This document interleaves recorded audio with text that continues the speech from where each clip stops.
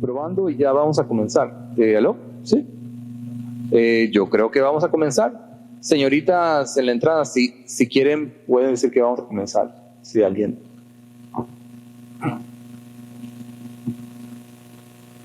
Ok, son las 3 de la tarde. Les doy la bienvenida a la sala 4.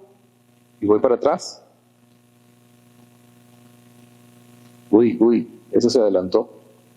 Ahí estamos. Les doy la bienvenida a la sala 4.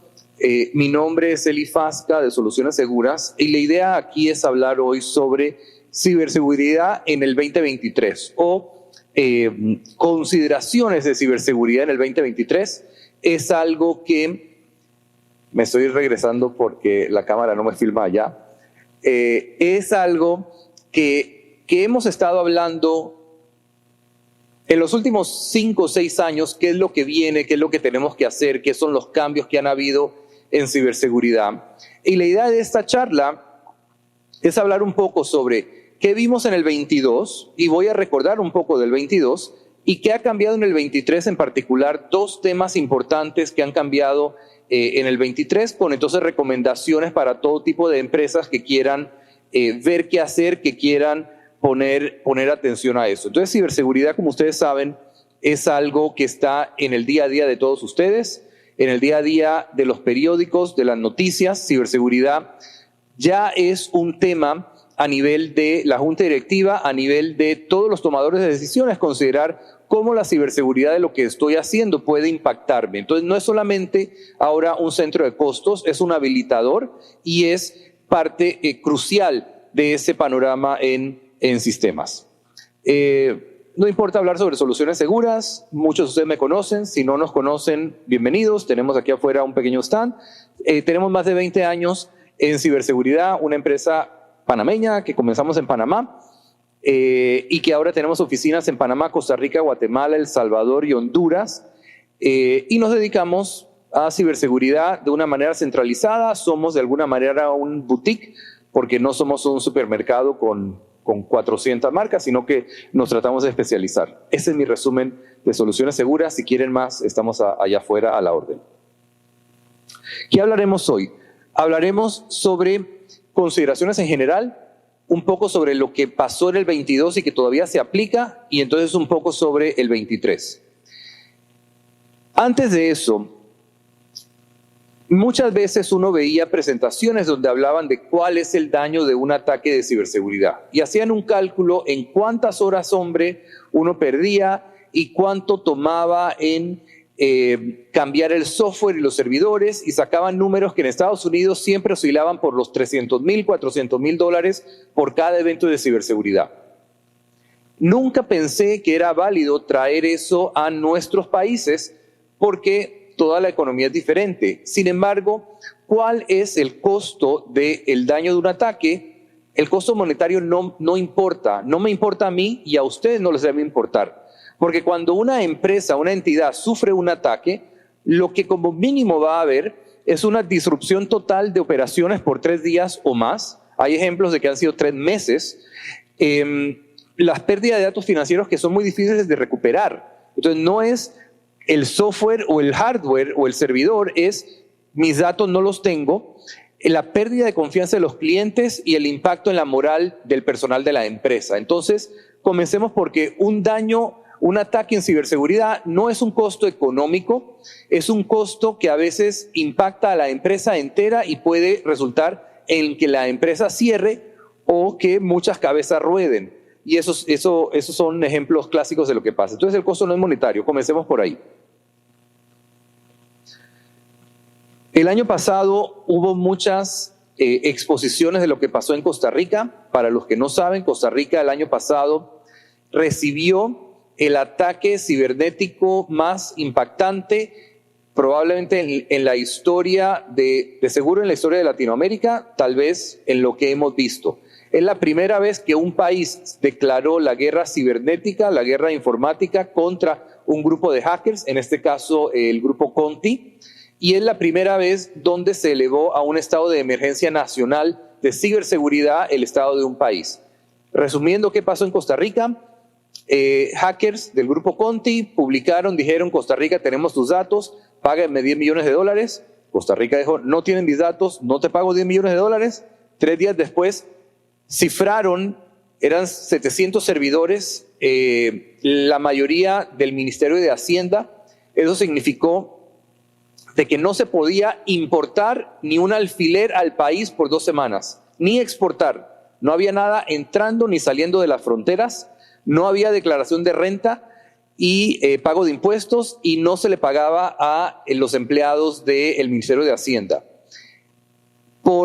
Después de las 2 semanas tuvieron que pasar a importación y exportación con formularios en papel, y era como por 3 meses que los mayores facturadores voluntariamente pagaban impuestos porque no había una manera de declararlos en los sistemas. El impacto en el país fue gigantesco, y no fue solamente el Ministerio de Hacienda, fueron como 17 o 27 instituciones en el país, y a los 3 meses cayó la Caja del Seguro Social y tuvieron que pasar a expedientes en papel. Entonces, un país entero secuestrado es impactante, y es nuestro vecino. Entonces, esto puede pasar. Panamá estaba preguntando mucho si nos podía afectar, y por suerte no afectó. Entonces, en el 2022 yo hice esta presentación pensando en todo lo que estaba pasando. Es muy aplicable ahora, espero que se den cuenta. Entonces vamos a hablar de 5 diferentes cosas que uno tiene que considerar cuando estamos viendo sistemas hoy en día, y después vamos a agregar qué hay en el 2023. Entonces, lo primero que se vio con la bendita pandemia es que todo el mundo se fue a la nube. La transformación digital que muchas empresas estaban experimentando se aceleró de sobremanera cuando todo el mundo estaba en su casa y no había una manera de accesar físicamente a la oficina, a la tienda, al local. Entonces, la respuesta inmediata de la gran mayoría de entidades fue: me tengo que ir a la nube, ya no quiero tener un data center en tierra, todo tiene que estar en la nube. Eso causó problemas tanto monetarios como de funcionalidad. Los que piensan, y mucha gente pensaba eso, tal vez todavía lo piensan, de que mudarse a la nube es un ahorro económico, es en realidad totalmente al revés. Y hoy en día se está dando cuenta las empresas de que la nube es mucho más costosa si uno no sabe lo que está haciendo, y hay ahora una tendencia de regresar proyectos que se fueron a la nube, regresarlos a servidores en premisa. Entonces, lo primero que uno tiene que comenzar a evaluar hoy en día es qué tengo en la nube y lo necesito tener allá o no. Algo que va a estar, y eso no va a cambiar, es los servicios como 365, Office 365, G Suite y lo demás. O sea, correo en la nube, probablemente hoy un 90 y tanto % está en la nube, y en 3 años, 4 años será un 98%, si es que no lo es ahora. Pero definir cuáles proyectos sí tienen que estar en la nube es importante todavía. Y si es un proyecto que es para uso de datos muy sensitivos, para uso de los empleados internos de la empresa, de un ancho de banda muy alto, entonces tal vez eso no tiene que estar en la nube y tiene ventajas de mantenerlo en premisas. Y vemos todavía cómo muchos bancos, algunos han experimentado irse a la nube con sus cores bancarios, pero la gran mayoría todavía siguen en premisas por razones muy válidas. Entonces, esa definición es importante. Y cuando hablamos de nube, hay 3 temas que hay que tener en consideración. Uno, que es la responsabilidad compartida. Eso significa de que Amazon y Microsoft no son responsables de que no los hackeen. Eso es una línea rápida. Sino de que Amazon y Azure son responsables de que ustedes tengan una plataforma que siempre está disponible. Pero lo que ponen encima de esa plataforma es responsabilidad de ustedes. Y eso mucha gente no lo entiende. Entonces, un servidor web que está en una nube, si es hackeado, Amazon te va a decir: no es culpa mía, el servidor estaba disponible, tú no lo protegiste. Entonces, esa responsabilidad compartida es importante. La administración inteligente se refiere a de que cuando uno tiene todos estos expertos que saben cómo funciona la configuración segura de los servidores en premisas, en tierra, convertirlo a la nube es muy difícil. Y si en premisas hay, por dar un ejemplo, 100 controles, en la nube hay 300. Y por definición o por default antes estaban de una manera abierta, y la gente se comenzó a dar cuenta de que lo tiene que ir cerrando. Entonces es imposible, es casi imposible humanamente, de que alguien revise toda la configuración de la nube que tiene, y hoy en día la gente no tiene una nube, sino que tiene 3 o 4 diferentes tenants, diferentes nubes. Hacer eso no es factible hacerlo manualmente, sino que debe ser por un software, un servicio, un programa que automáticamente revise la configuración de las diferentes nubes y te diga qué puertas tienes abiertas y cómo cerrarlas. Con eso me refiero a administración inteligente. Y el otro tema es Shadow IT. Shadow IT se refiere a todo lo que tecnología no hizo, sino que alguna persona en la empresa con las mejores intenciones dijo, yo necesito XYZ, yo oí de una aplicación que yo adquiero por $50 al mes, puse mi tarjeta y lo comencé a usar. ¿Qué pasa cuando la persona sube información privada? ¿Qué pasa cuando la persona la comparte con alguien que no debería? ¿Y qué pasa cuando la persona busca una mejor posición en otro lugar? Entonces, ¿cómo uno tiene control de esas cosas? Eso es Shadow IT y es algo muy importante de tener en consideración. La otra gran tendencia en el 22 fue el teletrabajo. El teletrabajo sigue para quedarse. Yo no soy de los que preguntan, levanten la mano, por favor, pero si les pregunto, levanten la mano, ¿quiénes están en modo híbrido? Mitad de ustedes van a decir que sí. Ya ir 5 veces a la semana a la oficina, hay muchas empresas que no lo hacen. Soluciones Seguras, lo que hacemos es 2 más 2, o sea, 2 días a la semana presencial en la oficina y hasta 2 días al mes presencial en la oficina. Los demás son de teletrabajo. Y cuando le dijimos a la gente que lo íbamos a cambiar, casi nos matan. Entonces, el teletrabajo está aquí para quedarse. Y entonces el endpoint, o sea, esa máquina que usa la persona desde su casa, tomó una relevancia, una importancia mucho mayor que antes. Antes, hace 4 años, íbamos donde una empresa, le decíamos, oye, ¿cómo proteges tu endpoint? Yo tengo mi firewall, yo tengo mi IPS, yo tengo todo esto, mi red está segura, en el endpoint le puse el antivirus y con eso estoy bien. Hoy en día es muy diferente. Entonces, soluciones inteligentes de protección del endpoint tienen mucha más relevancia.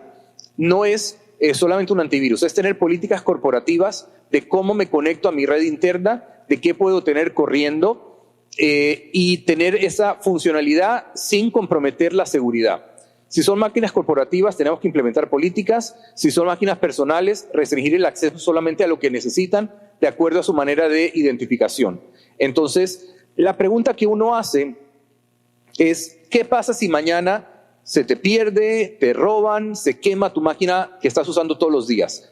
¿Cómo haces para funcionar otra vez? Y esa es la pregunta que te responde, ¿qué pasa si me cayó un ransomware? ¿Qué pasa si realmente me la robaron? Entonces, esa manera rápida de restaurar trabajo es muy importante de tener un plan ahora. Y sobre todo para las personas, los gerentes, los VPs de las empresas, que ellos tal vez a veces no son tan tecnológicamente expertos, pero su productividad no puede ser impactada por un problema técnico. Entonces, esa última pregunta es muy importante. ¿Qué hacen ustedes si no tienen su computadora mañana? Yo sé que me ha pasado muchas veces que cambio de computadora o que no se me ha quedado. Una vez pensé que se me había quedado en el avión, hice las llamadas, consígueme otra máquina, ponme esto y en 2 horas estoy funcionando. La había dejado en la caja fuerte del hotel. Pero eso puede pasar, entonces a todo mundo le puede pasar algo así. Algo que solamente lo digo rápidamente, doble factor de autenticación, todo el mundo lo tiene que estar usando en sus aplicaciones más críticas y en todo lo que tiene que ver con la nube. Es muy difícil hoy en día encontrar una aplicación importante que no ofrezca un doble factor de autenticación. Eso significa tu user, tu password y algo más, que puede ser un Google Authenticator, un Microsoft Authenticator, que puede ser que te llega por correo un código o que te llega por chat un código. Si tienen algo importante, pónganle ese doble factor, disminuye en un 95% el potencial de que te roben tu credencial y la usen para algo. La otra cosa que estamos viendo es proteger la oficina remota y ven que está entre comillas, porque ahí ¿qué me refiero? Hablé de los gerentes y de los VPs que no son tecnológicamente expertos. Eso pasa mucho. Hoy en día, las personas que están en teletrabajo, que no son expertas, pero que son de un impacto grande para la oficina, son de alguna manera un punto vulnerable. Entonces, algo que hemos recomendado es tratar esas casas las casas del VP, la casa del gerente general, que tiene que estar conectado, la tratan como una oficina remota y se le pone algún tipo de dispositivo pequeño para que cuando él está conectado, se conecta automáticamente por un VPN, automáticamente tiene las protecciones que uno espera y la persona no tiene que hacer nada. Entonces, esas casas de personas no expertas, pero muy valiosas para la entidad, son algo que uno tiene que comenzar a revisar también. Esto es rápido también. Todo sitio web debe tener alguna protección especializada. Nadie debería esperar que poner un servidor Apache o Microsoft o lo que sea en Internet, que eso tiene una seguridad. Entonces, todo debe tener algo que se llama, antes se llamaba un Web Application Firewall, perdón, no lo corregí. Hoy en día se llama un WAP, Web Application and API Protection, como una barrera antes del servidor web. Eso nos permite, uno, ponerlo en la nube, que esas protecciones se ponen en nube, y tener el servidor en premisas, y dos, nos permite consumir poco ancho de banda en el tráfico que quiere que lleguemos a nuestro servidor, porque los ataques llegan a esa nube que nos protege y solamente adentro tenemos el tráfico que realmente necesita consumir. Entonces, todo sitio web debe tener una protección especializada. El monitoreo resulta que también es importante hoy en día. Cuando uno estaba todos presenciales, si estaba pasando algo en Internet, uno lo sabía fácilmente. Una persona de repente no puede ir a una página web, le dice al de al lado, oye, ¿tú puedes ir a esa página? No, no puedo ir.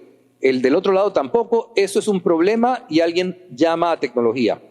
Cuando uno está en la casa, cuando uno tiene recursos en la nube, es mucho más difícil que alguien te reporte que hay una falla antes de que sea un problema mayor. Entonces, el monitoreo tiene que ser mucho más proactivo para saber que los recursos que tienen en premisas, en la nube, en las casas, está funcionando apropiadamente. Entonces, ¿cuál es la recomendación ahí? Tener por lo menos una persona que, y puse un ejemplo, o sea, hay gente que va a requerir mucho más o mucho menos, pero que una persona dedique 4 horas a la semana con un checklist de revisar que están las cosas como deben estar, es importante para que el día de mañana no llegue y pase de que por un mes no había un backup guardándose o que había un servidor que había quedado apagado y nadie se dio cuenta y llamó el jefe porque no lo puede usar. Entonces, ser proactivo en la revisión del estado, tanto de seguridad como de disponibilidad, resuelve muchos problemas proactivamente, valga la redundancia, y le da un sentido de confianza y de resultados al equipo de ciberseguridad o al equipo de redes. Porque monitoreo no solamente es check, es también reportes, es también gráficas comparativas de cómo estamos y a dónde debemos llegar. Entonces, ese tipo de trabajo, muchas veces los departamentos de seguridad no lo hacen porque están apagando fuegos. Apagar un fuego es algo inmediato, un monitoreo es algo a mediano o largo plazo que te previene que el fuego encienda. Entonces, es una manera de prevenir, es una manera que se le debe dedicar tiempo con las personas. Esa era otra de las cosas que estábamos hablando el año pasado. Y tal vez la parte más importante, que fueron las recomendaciones que hicimos, y cuando están tomando fotos, sí, este es el slide para tomarle foto, es que toda empresa, por más pequeña o más grande que sea, debe realizar ejercicios de ciberseguridad ahora. Y eso no es costoso. Eso es tomarse un poco de tiempo para sentarse con todos los jugadores relevantes y hacerse preguntas. Por ejemplo, ¿qué hago si se me cae la página web?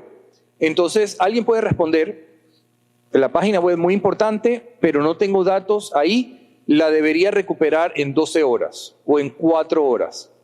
¿Qué pasa si me cae un ransomware en un equipo de un usuario remoto? ¿Cómo llego donde el usuario? ¿Cómo le reemplazo la máquina? ¿Qué pasa si es un usuario en premisas? ¿Qué pasa si es un cliente?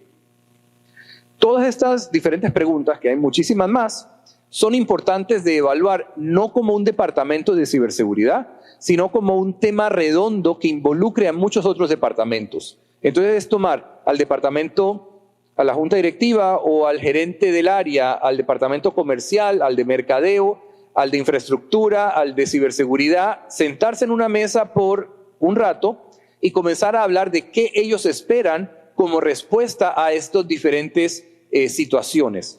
Y entonces uno internamente debe tener expectativas claras y logrables, que significa, por ejemplo, nos pasa un ataque, ¿cómo lo voy a comunicar? ¿Y cuándo lo voy a comunicar? ¿Voy a hacerlo al día siguiente? ¿Lo voy a hacer inmediatamente? ¿Lo voy a hacer 2 horas después?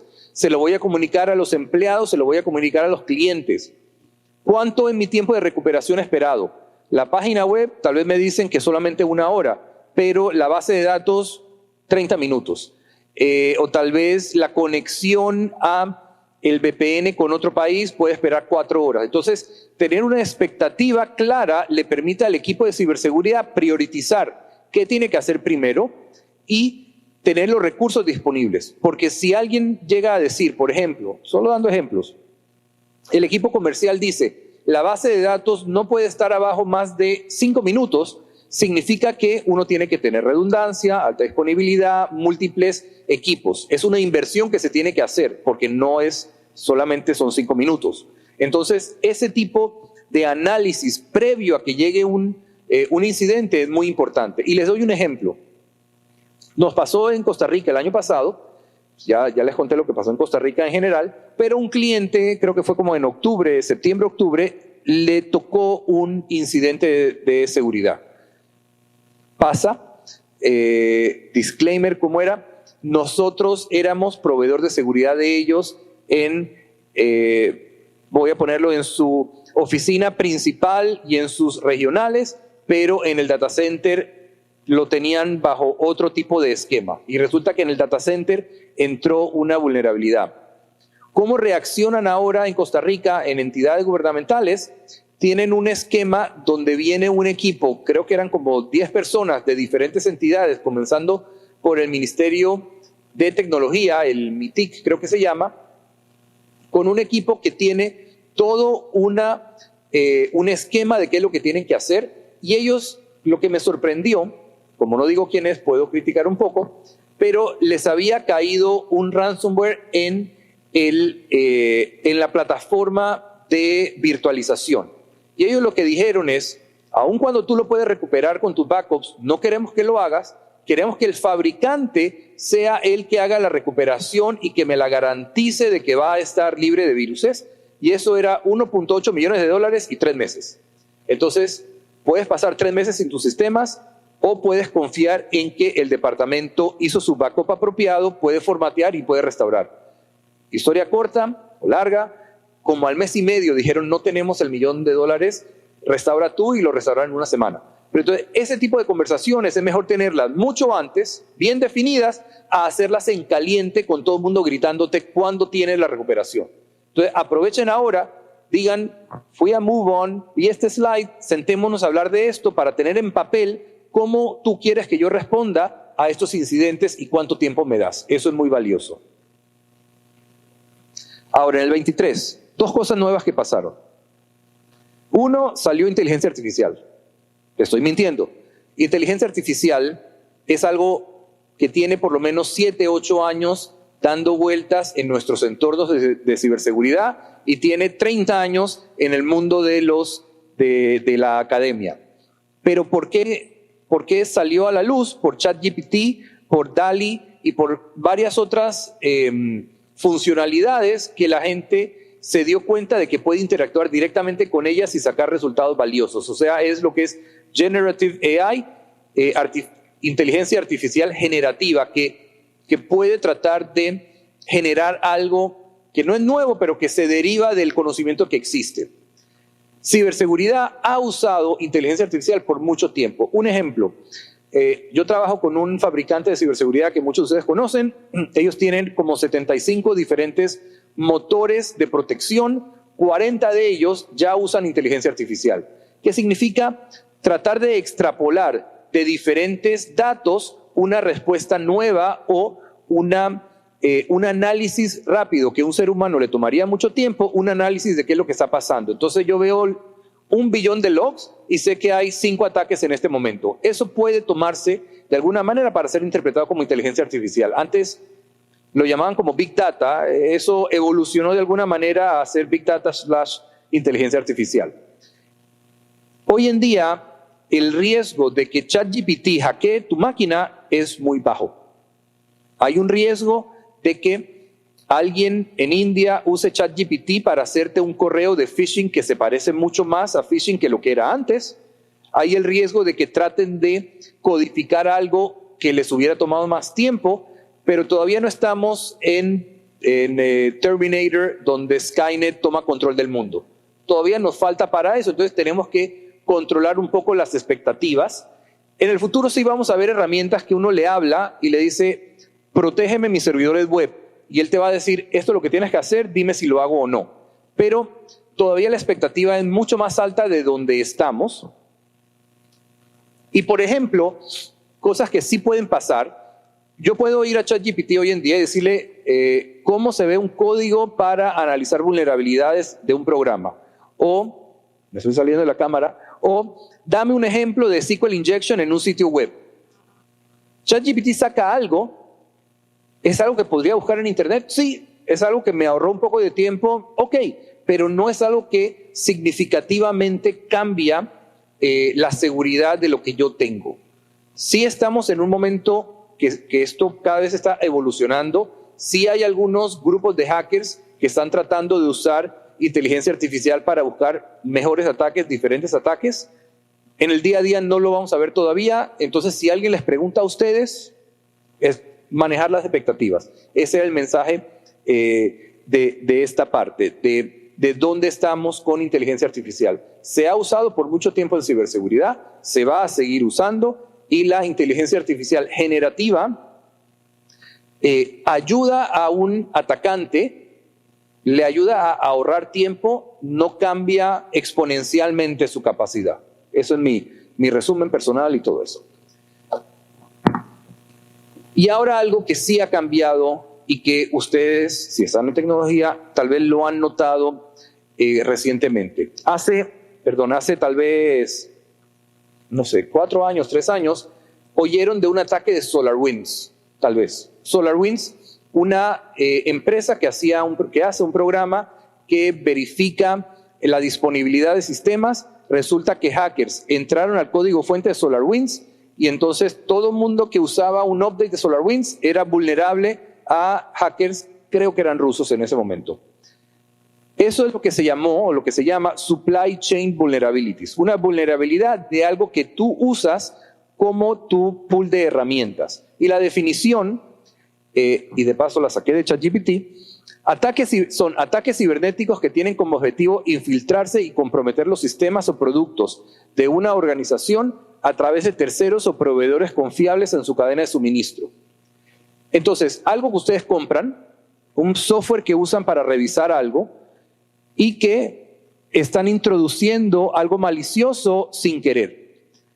Esto nos preocupaba antes, un poco, no mucho. Resulta que en el 2023 hemos visto una cantidad de vulnerabilidades de softwares de seguridad que nunca habíamos visto antes y que están abriendo las puertas a las personas o a las empresas que no reaccionan bien.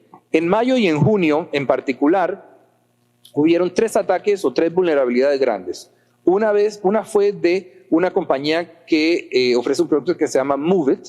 MoveIt siempre se ofreció como la manera más segura para intercambiar archivos entre 2 lugares, sin VPN, sin FTP, sin SSP, sin SSH. Yo tengo un sistema que te la mueve de un lugar a otro de la manera más segura posible. El año pasado le sacaron 3 vulnerabilidades fuertes y este año le sacaron como 4. Y era porque el código de SQL no estaba siendo revisado apropiadamente y tuvieron que parchar inmediatamente los sistemas, y cientos de sistemas de diferentes clientes gubernamentales y empresariales en Estados Unidos podían estar vulnerables. Entonces, eso pasa. Un fabricante muy reconocido, no trabajo con ellos, muy reconocido de firewall, le cayó también una vulnerabilidad muy grande en diciembre del año pasado y otra vez en junio de este año sobre su SSL VPN, su conexión cifrada de VPNs de la página por página web. Otro tuvo un incidente donde le dijo a los clientes, mira, tuve un incidente, te reemplazo el equipo para saber de que el BIOS no está comprometido. Entonces, eso está pasando cada vez más. Este fue el de MOVEit, y ahí dice, en CNN salía, US government agencies hit in global cyber attack. Eso es lo último que uno quiere ver en el mundo de ciberseguridad, pero si uno lo ve, uno quiere poder responder, mira, yo ya sabía de eso, yo ya parché o yo ya cambié. Nosotros tenemos en la región un solo cliente que usa MOVEit, nos llamó, lo quiero comprar, lo compró. Cuando nos enteramos de esto, agarramos el teléfono, dame a la persona, mira, vamos a parchar ahora. No es, vamos a parchar en 5 días, dame una ventana, era ahora mismo y fue algo que hicimos muy, muy proactivamente. Entonces, ese es el tipo de respuesta y de cosas que uno tiene que hacer. Pero estar en la noticia así no es bueno. El otro me lo paso rápido para que no digan que soy parcial, pero había otro. Pero esto pasa y uno tiene que reaccionar y uno tiene que informar a sus clientes de que tienes esto y que es sumamente importante de parchar. No esperes, hazlo ahora. Un CVE, ustedes deberían saber lo que es un CVE, es Common Vulnerability Exposure, creo que es Exposure, y esto te indica cuántas vulnerabilidades hay en productos, en equipos, en un momento dado. Cada una tiene un número. ¿Cuántos creen a ver, en el 99, ¿cuántos habían? 99 habían 1.500 CVEs que se publicaron. Hice un análisis, bajé todos, hice un análisis, todo eso, o lo bajé de algún lugar. Eso, ok, estamos bien, esos son como 100 y pico al mes. ¿Cómo es la evolución? Miren que no ha cambiado significativamente hasta el 2006. En el 2006 casi duplicamos, llegamos a 5.000 en un año. Ya es un número significativo, estamos hablando como 400 por mes. Pero sigue subiendo y hay una subida aquí en el 10, aquí. En el 17 es eso, en el 17 sube de tener como 10.000 al año a 17.000 al año. Sube un 70% la cantidad de exposiciones. Uno nunca va a saber qué es lo que pasó ahí. ¿Alguien quiere adivinar? Yo soy muy malo para pedir audience participation. Pero una de las cosas que estuvo pasando en el 17 era de que las criptomonedas comenzaban a entrar en el mundo de tecnología. Y entonces los hackers se daban cuenta de que ahora no tienen que pedir una tarjeta de crédito, pueden pedir un Bitcoin, y aumentó significativamente la cantidad de ataques que existían y por ende la cantidad de CVEs que se comenzaban a encontrar. Entonces tener 17.000 en el 17 es mucho. Uno pensaría, ok, ya llegamos a nuestro tope. Obviamente no, porque estamos presentando esto. Se mantuvo estable en los próximos años, pero después llegó la pandemia. Y en la pandemia tuvimos un disparo. Ese es el 2020 o 2021, no veo.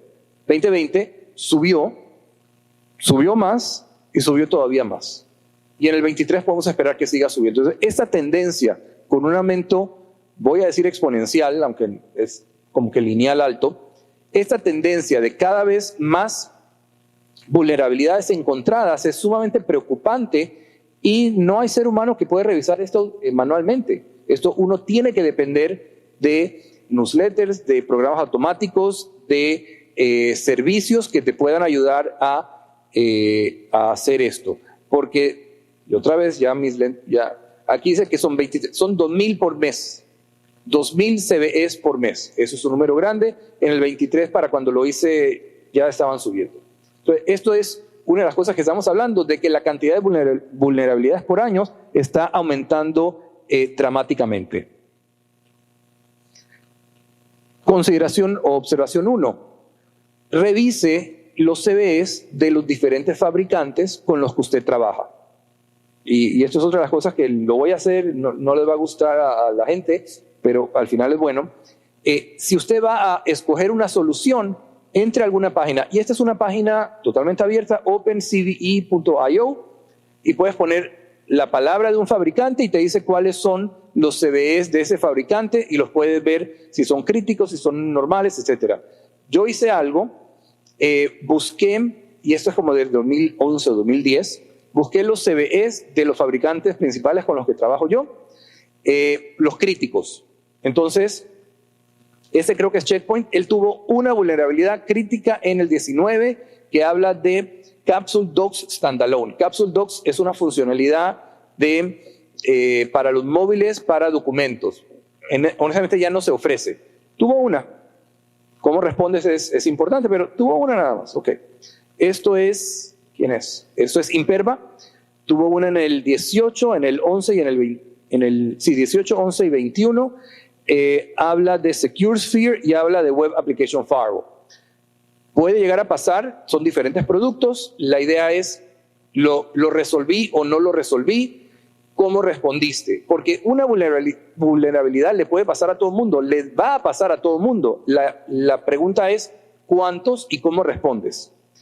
Tuve a CyberArk, que no son productos comunes y que había 4 hasta el 2020, o sea que en 3 años no tuvo ninguno. Y Radware no muestra ninguno ahí. Entonces yo revisé mis proveedores, 4 de los importantes, estoy tranquilo, no es algo significativo. Ustedes háganlo con los que tienen. Otro lugar que hay que revisar es CISA. Y CISA es, mira, no lo puse, pero busquen CISA nada más. Es más o menos reciente y él lo que hace es que publica los Known Exploited Vulnerabilities. O sea, una vulnerabilidad conocida y que está activamente siendo explotada. Y esas son mucho más importantes que solamente las que existen. Y yo me suscribo ahí y cada semana me llega, hay una nueva vulnerabilidad agregada al catálogo. Yo la reviso porque si es una vulnerabilidad de un producto que estamos usando o ofreciendo y que está siendo explotada, eso sí es algo muy importante de parchar lo antes posible. Entonces, ustedes revisen cuando van a comprar o cuando tienen algo. Y creo que hice una que no se ve a propósito, 2 fabricantes que no trabajo con ellos, pero uno de esos tenía que era 15 vulnerabilidades en los últimos años y otro tenía 50 y tantos, 57. Si uno tiene 57, ahí ya creo que sí estamos en un orden de magnitud diferente de qué tenemos. Creo que evité que se diga cuál es. Pero busquen ustedes quiénes son y qué es lo que están haciendo. Y otro de los slides es, que eso también es, 4 diferentes fabricantes, cuántas vulnerabilidades tienen y cuánto tiempo tardan en arreglarlas. Y hay gente que dice, si yo tengo una vulnerabilidad, la instrucción es 24/7, va a haber ingenieros trabajando en eso hasta que se arregle y hasta que la publique. Entonces, eso es parte del DNA de la empresa y es algo que también es muy importante a la hora de evaluar, de trabajar, de responder. Y la observación entonces, la segunda observación son 2. Uno, algo que se ha dicho mucho es de que es muy importante la seguridad en profundidad, defense in depth. No se debe confiar en un solo elemento de seguridad que te cubra todo o que sea tu única puerta de seguridad. Hay el firewall, hay IPS, aunque ahora está integrado, hay el firewall de la base de datos, la protección del servidor web, la protección del control de acceso. Todos esos elementos te van ayudando a tener una postura mucho más segura que tener un solo elemento independiente. Entonces, ese defense in depth es algo que estamos reforzando y que te previene de que una vulnerabilidad en un fabricante te abra la puerta. Y la otra observación importante es que las empresas se deben acostumbrar a hacer actualizaciones constantes. Muchas veces nos dicen, cuando le decimos que es una actualización que tienen que hacer, que mientras más crítico es el sistema, más tiempo me va a tomar en poder hacerla. Necesito pedir una ventana de mantenimiento, necesito evaluar cuándo la puedo hacer, que no sea quincena o que no sea un momento donde la gente está haciendo una conferencia. Entonces, sí hay que tomar eso en consideración, pero las empresas deberían tener un plan muy practicado de cómo hacer actualizaciones rápidamente para protegerte de estas vulnerabilidades que están saliendo cada vez más en el mundo. Entonces, por ejemplo, nosotros ¿qué hacemos cuando tenemos un cliente y le tenemos que actualizar algo y tenemos un clúster? Un clúster son 2 equipos funcionando en conjunto. Le hacemos actualización a un miembro del clúster lo dejamos funcionar por un par de días, si todo se ve bien, vamos al otro. Y si no se ve bien, hacemos un switch rápido. Entonces, eso nos permite hacer una actualización más rápida que si fuera un único punto de falla. Entonces, cuando ustedes regresan a sus empresas, preguntarse, si hoy tuviera un parche crítico que tengo que instalar en mi firewall principal, ¿cuánto tiempo me toma? Si les toma más de 2 días, tal vez deberían evaluar cómo hacen para que les tome 24 horas. Entonces, ese es el takeaway de este slide y probablemente de la presentación entera. Defense in Depth, nosotros Soluciones Seguras tenemos muchas soluciones ahí, no voy a hablar de todas, no voy a hablar de ninguna en realidad, pero esos son un mapa de lo que hacemos y estamos a su disposición acá en un stand. Pero con eso espero que haya sido interesante, valiosa la exposición, que se hayan llevado cosas que pueden llevar a sus oficinas y trabajar con ellas en los próximos días. Y les doy muchas gracias. Voy para atrás para el que quiera tomar foto. Fui para atrás. Me avisan si quieren que... Ok, súper. Esta es la única parte comercial, en realidad. La otra... mi email eli@sseguras.com, sseguras.com. Nuestra oficina está en Ciudad del Saber, y si están en Costa Rica, Guatemala, Honduras o El Salvador, también con mucho gusto los ayudamos. Estoy abierto a preguntas y muchas gracias por su tiempo en la tarde de hoy.